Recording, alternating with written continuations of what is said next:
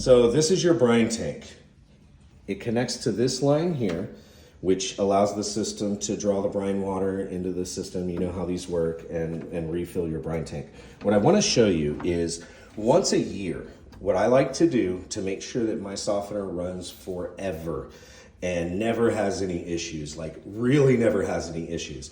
The only way for impurities to get into your water softener is through this tank. This system here protects this system, but this is its only compromise, right? Our salt tank. When we use like cheap salt or any salt you buy really is gonna have impurities in it. Those impurities are gonna be in this tank and they're gonna build up over time. Also, we tend to put a lot of salt in these things. Everybody puts tons of salt in them, and then all the fines settle to the bottom and it causes a salt bridge. So to prevent all of these problems, what we like to do is once a year, we go ahead and disconnect this, and I'll show you how it connects. Let me get the parts, show you how it connects. So you have a black little ferrule here, and it's beveled with the smaller side here and the larger side here. We're gonna put this on with the smaller side facing our line, just like so. Then we're gonna take the white ferrule and we're gonna put it on like this. Before we do any of that, we're gonna put this nut on right back here. And I'll show you again when I put it back together for you. But for right now, what we're gonna do is we're gonna pretend like this was already connected and it was connected as such. And we are just gonna simply unscrew this nut from this location here. I'll get you a better picture of that in just 1 second. So now that we have our brine tank disconnected, it's been a year, right? What we're gonna do is we're gonna loosen this little nut right here. Once we get this nut off, we just slide this over and we pull out our float mechanism. This float mechanism has a second float right in here that has a little ball inside of it. If I shake it, you can hear the ball inside of it. So that's what actually gets the water to stop and not back siphon out, right? We want to make sure this stays nice and clean. So every year we're going to remove this entire device here and we're going to take it outside and we're going to clean it really well with the garden hose on like a high pressure setting or something. Just make sure it's really, really clean.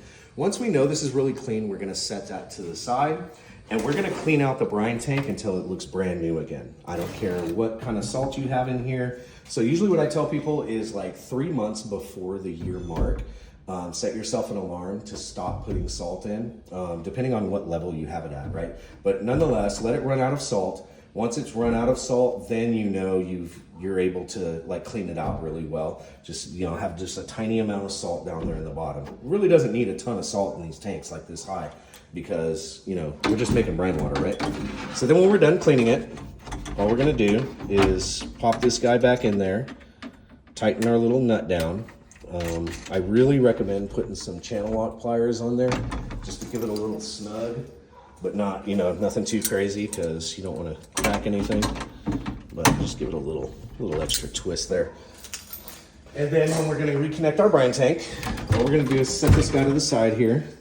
And by the way, this is an overflow. So if you ever see water coming out of here, you know there's like something went wrong. I had a customer one time fill this tank up with a garden hose.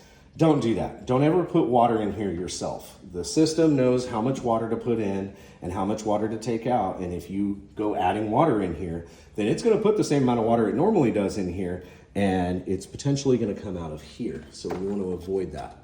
So what we're gonna do is take our nut and ferrules, and we're gonna slide the line through, pull it up so you can get a good grab on it. Slide your nut down, take your black ferrule, with the beveled side facing the nut, slide that down just like so.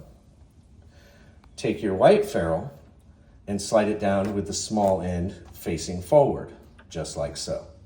So now that it looks like that, we're gonna pull this back, and we don't wanna use the nut to adjust these because then it'll actually crimp down on that black ferrule and kind of lock against the pipe.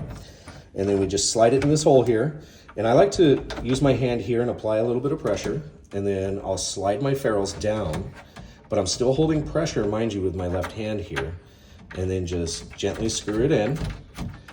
Now, I don't use pliers on this ever. Just tighten it up real good with your hand, just your thumb and your forefinger. Get it good and tight. And I've got strong plumber twist, and you know, I won't break it. So boom, just like that, you're good to go. You have your little white cap here. Just pop this cap on top, put your salt in, put your lid on, and you are good to go. Next is gonna be the regeneration process. You can go ahead and stop.